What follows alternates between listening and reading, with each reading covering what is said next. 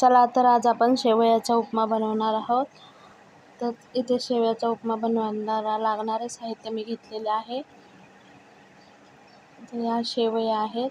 त्याच्यानंतर इथे मी कढई गरम करायला ठेवलेली आहे. आता त्याच्यामध्ये तूप टाकून घेणार आहे आणि तुपात शेवया व्यवस्थित फ्राय करून घेणार आहे. शेवया लालसर होईपर्यंत फ्राय करून घेते. त्याच्यानंतर शेवया व्यवस्थित फ्राय झालेल्या आहेत, त्या काढून घेतल्या. आता मी परत कढई गरम करायला ठेवली आहे. त्याच्यामध्ये तेल गरम करायला टाकलं. त्याच्यामध्ये जिरा, मोहरी, कढीपत्ता, कांदा, मिरची, टोमॅटो हे सर्व टाकून व्यवस्थित फ्राय करून घेणार आहे. कांदा फ्राय होतोय तोपर्यंत मी शेवया ओल्या करून घेते.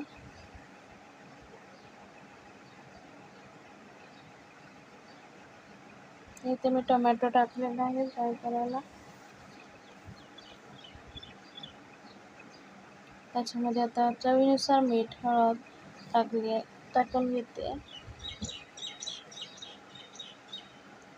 व्यवस्थित फ्राय झाला तर त्याच्यामध्ये मी शेवया टाकून व्यवस्थित मिक्स करून घेते.